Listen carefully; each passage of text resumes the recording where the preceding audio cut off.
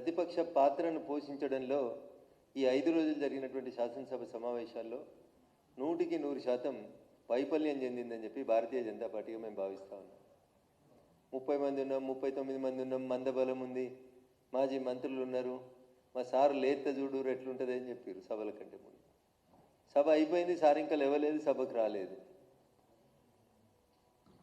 పాలమూరుకు సంబంధించినటువంటి తెలంగాణ అంటేనే నీళ్ళు అంటాం మొదలు, తర్వాత నిధులు అంటాం, తర్వాత నియామకాలు అంటాం. నీళ్లకు సంబంధించి, కృష్ణా జలాలకు సంబంధించి రాష్ట్ర శాసనసభలో ఒక మంచి చర్చ జరిగి ప్రజలకి 10 ఏళ్లలో ఏం జరిగింది, 2 ఏళ్లలో ఏం జరిగింది అనేది ప్రజలకు చెప్పాల్సినటువంటి పాలకపక్షం మీనమేషాలు లెక్కిస్తే మేమే ప్రతిపక్షం అని చెప్పుకున్న వాళ్ళు సభలోంచి పారిపోయారు. 2 ఇంపార్టెంట్ అంశాలు ఈ 5 రోజులు జరిగినటువంటి రాష్ట్ర శాసనసభ సమావేశాల్లో చర్చకు వచ్చినాయి. ఒకటి కృష్ణా జలాలకు సంబంధించిన పంచాయతీ, 2 హిల్ట్ పేరు మీద ఉన్నటువంటి పారిశ్రామిక భూములకు సంబంధించి. బయట మాట్లాడమంటే బాగా మాట్లాడతారు టీఆర్ఎస్ వాళ్ళు, 5 లక్షల కోట్ల కుంభకోణం, 10 లక్షల కోట్ల కుంభకోణం. మరి సభలో చర్చ జరుగుతున్నప్పుడు బీఆర్ఎస్ పార్టీ నాయకులు సభలోంచి ఎందుకు పారిపోయినారనే చెప్పాలి. ప్రధాన ప్రతిపక్షంగా నిలబడతామని చెప్పి కొట్లాడతామని మళ్ళీ అధికారంలోకి వస్తామని చెప్తున్నటువంటి బీఆర్ఎస్ పార్టీ 5 రోజులు జరిగినటువంటి రాష్ట్ర శాసనసభ వ్యవహారాల విషయంలో 100% వైఫల్యం చెందింది. ఎస్, మేము తక్కువ మందే ఉండొచ్చు భారతీయ జనతా పార్టీ సభ్యులు, కానీ భారతీయ జనతా పార్టీ సభ్యులు ప్రధాన ప్రతిపక్షంగా నిలబడేందుకు, రాష్ట్ర ప్రభుత్వాన్ని ఎక్కడికక్కడ కార్నర్ చేసేందుకు ఉన్న 8 మందిమైనా 7 మందిమైనా లేచి నిలబడ్డం, గట్టి కొట్లాడినాం. ఈ సందర్భంగా నేను మా భారతీయ జనతా పార్టీ శాసనసభ పక్ష నాయకుడిని, మా గౌరవ శాసనసభ్యులందరినీ ఈ సందర్భంగా అభినందిస్తా ఉన్నాను.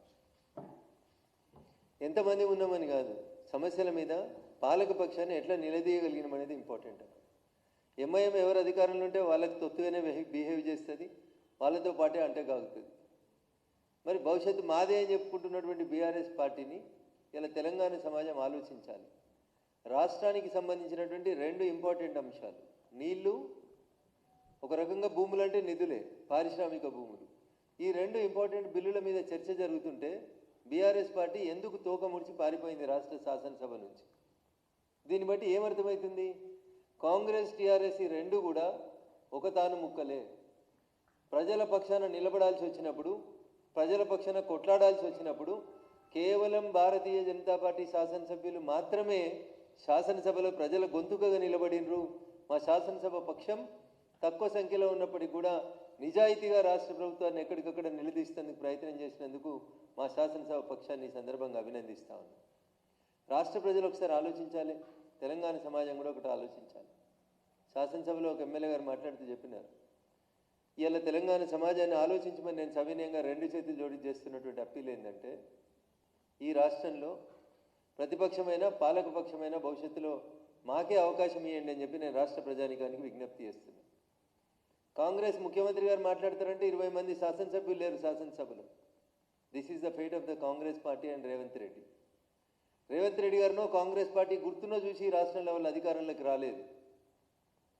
సరే, మా వల్ల జరిగినటువంటి 1-6 సంఘటనల వల్ల మా పార్టీలకెళ్ళే కొంతమంది నాయకులు మీకు తెలుసు, ఎన్ఎం శ్రీనివాసరెడ్డి గారైనా, వివేక్ గారైనా, కోమటిరెడ్డి రాజగోపాల్ రెడ్డి గారైనా, ఇట్లాంటి నాయకులంతా భారతీయ జనతా పార్టీ అధికారానికి 10 అడుగుల దూరంలో ఉందన్న సందర్భం లోపల ఇట్లాంటి నాయకులంతా కొన్ని వేరు కారణాల వల్ల మమ్మల్ని విడిచిపోవడం వల్ల కాంగ్రెస్ పార్టీ అధికారంలోకి వచ్చింది తప్ప కాంగ్రెస్ బలం కాదు, రేవంత్ రెడ్డి గారి పోరాటాలు కావాలి. అందుకని ఈ సమయంలో నేను ఎందుకు చెప్తా ఉన్నా ఈ సమస్యలన్నీ అంటే, తెలంగాణ సమాజం ఇలా ఆలోచించాలి. కృష్ణా జలాలు పాలమూరుకు సంబంధించి 10 సంవత్సరాల నుంచి 12 సంవత్సరాల నుంచి ప్రజలకు నష్టం జరుగుతుంటే పాలకపక్షం చర్చ పెడితే రేవంత్ రెడ్డి గారి పక్కన 65 మంది ఎమ్మెల్యేలు ఉండాల్సిన కాడ 20 మంది లేరు. ఇది పాలకపక్షానికి పాలమూరు జిల్లా మీద, కృష్ణా జలాల మీద ఉన్నటువంటి చిత్తశుద్ధి. అపోజిషన్ వాళ్ళు పాలకపక్షం తప్పు చేస్తే నిలదీయాల్సినటువంటి అపోజిషన్ వాళ్ళు వ్యక్తిగత పట్టింపులకు పోయి, వ్యక్తిగత పంతాలకు పోయి శాసనసభలోంచి వెళ్ళిపోయింది. సో కేసీఆర్ గారికి పాలమూరు మీద పట్టింపు లేదు, రేవంత్ రెడ్డి గారికి పాలమూరు మీద పట్టింపు లేదు. వీళ్ళ పట్టింపులన్నీ నువ్వెంత అంటే నేనెంత, నీ నోట్లు ఎంత మూసినది వారుతుందంటే నా నోట్లు ఎంత మూసినది వారుతుంది. ఈ కంపు, ఈ కొట్లాటలు, ఈ వ్యక్తిగత దూషణలు తప్ప కృష్ణా జలాల గురించి రాష్ట్ర ప్రభుత్వం రేవంత్ రెడ్డి నువ్వు పాలమూరు బిడ్డవు, నువ్వు ముఖ్యమంత్రి అయి 2 ఏళ్ళు అయింది, పాలమూరుకి కృష్ణా జలాల్ని ఎందుకు తీసుకపోతలేవు అని కార్నర్ చేయాల్సినటువంటి ప్రతిపక్షంగా బీఆర్ఎస్ 100% విఫలమైంది. కాబట్టి తెలంగాణ సమాజానికి, మేధావులకు నేను చేసేటువంటి అప్పీల్, ఒక్కలమున్నా, ఇద్దరమున్నా, ముగ్గురమున్నా, 8 మందిమున్నా, 7గురమున్నా తెలంగాణ సమాజంలో కాంగ్రెస్ పార్టీని నిలదీయగలిగింది కేవలం భారతీయ జనతా పార్టీ. కాబట్టి కాంగ్రెస్ ఎట్లా గెలిచిందో ఏమైందో ఇందాక నేను చెప్పిన, కొంతమంది నాయకులు మా నుంచి అడిదిక్కు వలసపోతే కాంగ్రెస్ అధికారంలోకి వచ్చింది. అందుకని ఇలా వలసపోయిన నాయకులు కూడా ఆలోచించుకోవాలి, కాంగ్రెస్లో ఏం జరుగుతుంది, కాంగ్రెస్లో మీకు ఏం గుర్తింపు ఉంది, ఏం గౌరవం ఉంది, మీకు అక్కడ ఏం లాభం జరుగుతుంది, ఒకసారి ఆ వలసపోయిన నాయకులు కూడా ఆలోచించుకోవాలి. తెలంగాణ భవిష్యత్తు కోసం, తెలంగాణ బంగారు తెలంగాణగా మారాలంటే 10 ఏళ్ల బీఆర్ఎస్ పాలన చూసిండ్రు, 2 ఏళ్ల కాంగ్రెస్ పాలన చూసిండ్రు. భవిష్యత్తులో తెలంగాణ సమాజం కోసం నిలబడేది, తెలంగాణ ప్రజల హక్కుల కోసం కొట్లాడేది కేవలం భారతీయ జనతా పార్టీ మాత్రమే. కాబట్టి ఒక్కసారి తెలంగాణ సమాజాన్ని ఆలోచించమని సవినయంగా అప్పీల్ చేస్తూ, ఎంఐఎం కాంగ్రెస్తో కలిసిపోయినా, టీఆర్ఎస్ కొల్యూడై బాయ్కాట్ చేసిపోయినా ప్రజా గొంతుకగా నిలిచింది భారతీయ జనతా పార్టీ మాత్రమే. కాంగ్రెస్ని కార్నర్ చేసేది, నిలబెట్టేది భారతీయ జనతా పార్టీ మాత్రమే. కాబట్టి దయచేసి భవిష్యత్తులో ఎప్పుడు ఏ ఎన్నికలు జరిగినా, ఏ అవకాశం వచ్చినా భారతీయ జనతా పార్టీ నాయకత్వాన్ని ఆశీర్వదించమని తెలంగాణ సమాజానికి సవినయంగా అప్పీల్ చేస్తా ఉన్నా.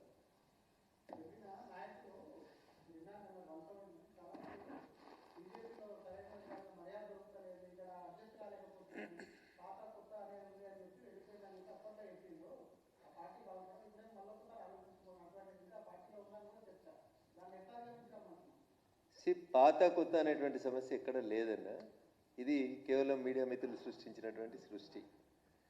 ఏ రోజైతే భారతీయ జనతా పార్టీ కార్యాలయానికి వచ్చి మా పార్టీ సిద్ధాంతాలు నచ్చినాయని మా కండువా కప్పుకుంటారో ఆ రోజు నుంచే వాళ్ళు భారతీయ జనతా పార్టీ నాయకులు. ఇక దానికి సీనియరు, జూనియరు, పాత కొత్త ఇదంతా మీడియాలో వచ్చేటువంటి టెర్మినాలజీ అండ్ టెక్నాలజీ భాష తప్ప పాత కొత్త ఏముంటుందన్న? నేను భారతీయ జనతా పార్టీ నాయకుడు నేను చెప్పుకుంటాను. ఎన్ని సంవత్సరాలు నీ స్టాండింగ్ అని ఎవరైనా అడుగుతారా? ఇదేమైనా కోర్టులో కేసు వాదించడమా, సీనియారిటీ ఇచ్చేది ఉందా? కండువా కప్పుకున్న మరుక్షణం నుంచే మా పార్టీ నాయకులు మా సిద్ధాంతం నచ్చి మా ఆఫీస్కి వచ్చి మా నాయకత్వాన్ని బలపరుస్తూ కండువా కప్పుకున్న మరుక్షణమే అది ఉంటుంది. కాబట్టి నేను మళ్ళీ చెప్తా ఉన్నా, ఏమనంటే మీడియా మీద రఘునందన్ దాడి చేస్తుండంటారు. నేను మళ్ళీ చెప్తా ఉన్నా, మీ మీద స్వతంత్రం ఉంది కాబట్టి మాట్లాడుతూ ఉంటాను, నేను తప్ప ఎవరు మాట్లాడలేరు కాబట్టి మాట్లాడుతున్నా అని మాట్లాడుకుంటారు. కండువా కప్పుకున్న మరుక్షణం నుంచి మా పార్టీ, మా కుటుంబంలో ఏమైనా సమస్యలు ఉంటే తప్పకుండా పరిష్కరించుకుంటాం.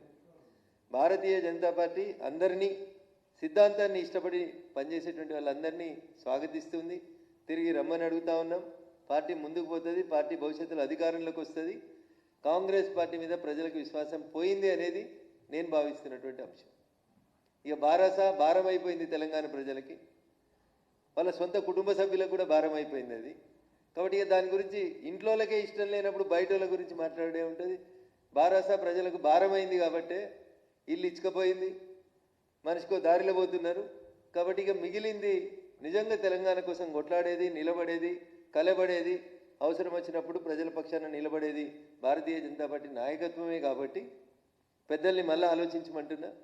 వాళ్ళంతా మా ఐడియాలజీకి వెళ్ళిపోయిన వాళ్ళే, ఎన్ఎం శ్రీనివాసరెడ్డి లాంటి వాళ్ళు. మా ద్వారానే బై ఎలక్షన్స్ లోపల మొదటిసారి ఎమ్మెల్యే గెలిచిరు ఎన్ఎం శ్రీనివాసరెడ్డి గారు. కాబట్టి అట్లాంటి వాళ్ళు చాలామంది ఆ రోజున్న పరిస్థితులలో ఏమైనా తొందరపడి నిర్ణయాలు తీసుకున్నా మళ్ళీ ఆలోచించుకోవాల్సినటువంటి సమయం అయితే ఆసన్నమైందని చెప్పి నేను భావిస్తాను.